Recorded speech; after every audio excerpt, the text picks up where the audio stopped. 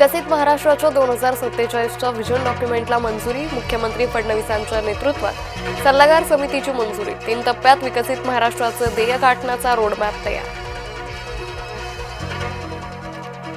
मंत्री उदय सामंतांची महाविकास आघाडीवर टीका. वोट चोरीचा आरोप. महाविकास आघाडीची नोटंकी असल्याची टीका. वोट चोरी असेल तर राजीनामा देण्याचंही आव्हान.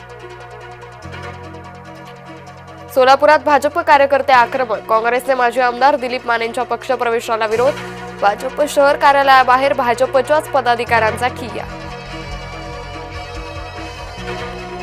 रायगडमध्ये मंत्री भरत गोगावलेंचा तटकरेंना धक्का. तटकरेंचे कट्टर समर्थक विकास गायकवाड शिवसेनेत.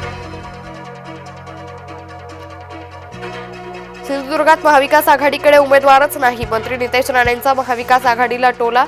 महायुतीत युती न झाल्यास मैत्रीपूर्ण लढत लढवण्याचाही सल्ला. डोंबिवलीत भाजपमधील अंतर्गत वाद चव्हाट्यावर. शुभेच्छांच्या बॅनरवरून विकास म्हात्रे नंदू परब आमने सामने. म्हात्रेंनी बॅनरवरील फोटो काढण्यास सांगितल्याची माहिती.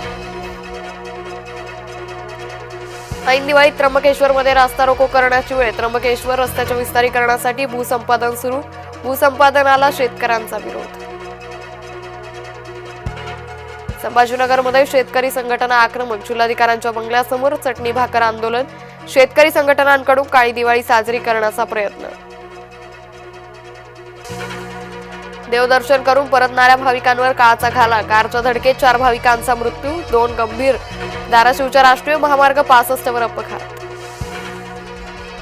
पूर्व विदर्भात 6 जिल्ह्यात डेंग्यूच्या रुग्णांची वाढ. डेंग्यूचे रुग्ण वाढल्यानं आरोग्य यंत्रणा अलर्टवर. 1 जानेवारी ते 17 ऑक्टोबर दरम्यान 561 रुग्णांची नोंद. कोकण रेल्वेचा आजपासून बिगर पावसाळी वेळापत्रक. रेल्वेचं जलद धावण्यास सुरुवात होणार. यंदा 15 दिवस लवकर पावसाळी वेळापत्रक संपलं. दिवाळीच्या सुट्ट्यांमुळे विमान प्रवास महागला. 26 ऑक्टोबर पर्यंत विमानांचे तिकीट दर तिप्पट. तर ट्रेन फुल असल्यानं खासगी ट्रॅव्हल्सच्याही तिकीट दरात वाढ. लक्ष्मीपूजनानिमित्त घरोघरी लक्ष्मीचं पूजन. यंदा अतिरिक्त प्रहर असल्यानं लक्ष्मीपूजन मुहूर्त लाभला. मंदिरांना आकर्षक सजावट. फुलांच्या दरातही वाढ.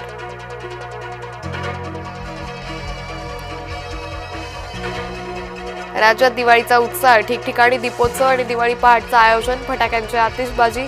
दिव्यांनी परिसर उजळला. देवगडच्या हापूस आंब्याची पहिली पेटी बाजारात.